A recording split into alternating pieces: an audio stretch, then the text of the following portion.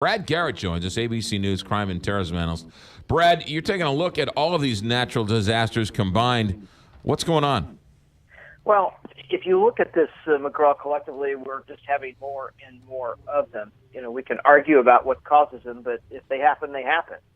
And we have to look at the numbers. And, you know, a vast majority of, like, the 91 natural disasters that have occurred in some form or fashion recently, most of them are water-driven. You know, over half of them, or close to half of them, are water-driven. In other words, rain. Runoff rain, hurricanes, tornadoes, whatever it might be. And, you know, the tricky part, McGraw, obviously, is that there are some places that are just inherently vulnerable to this happening to them. And Houston and sort of the Gulf Coast area in general, you know, by and large falls in that category.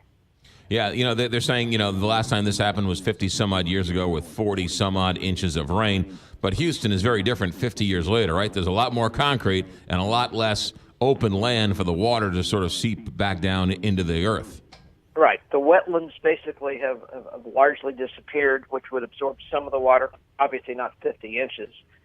But, yes, I guess the combination of sort of unregulated building and development, which, you know, obviously people want because it's an economy thing, and concrete, it's just no place for it to go. And I tell you, it's the reason I think the mayor didn't evacuate the city immediately, because he could see people on the roads drowned. Yeah. Because what got flooded was their main roads, and people then would have been completely stuck in their cars, washed away. So it's there's no easy fix to this. It's got such huge economic ties to it, both on the negative and the positive.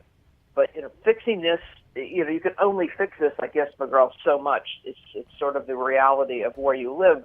But I do think we have to think about in places where we're not as prone as to what do we have in place, because all of this ends up, you know, back on our emergency services, our police, et cetera, that have to deal with the front end of this. And we have to have better infrastructure in place, in maybe even St. Louis. I have no idea. But the point being, we need to have a bigger conversation about this. Well, first responders, whether it's police, fire, emergency vehicles, whatever it may be, you know, if you've got 91 natural disasters over the last number of years, that's taxing the infrastructure to the point where it's got to be close to breaking.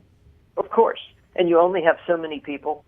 And it looks like, you know, Texas in particular has unbelievably pulled themselves together with outside resources, with the National Guard, you know, with the feds, et cetera.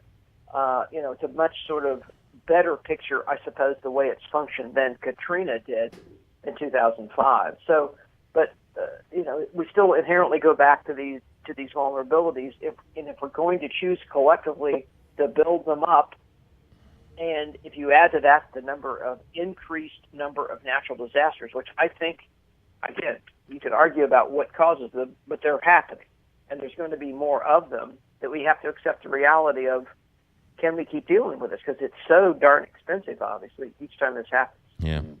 That's Brad Garrett, ABC News crime and terrorism analyst. Brad, have a good day. Thanks. Take care, McGraw. 624, Big Fight.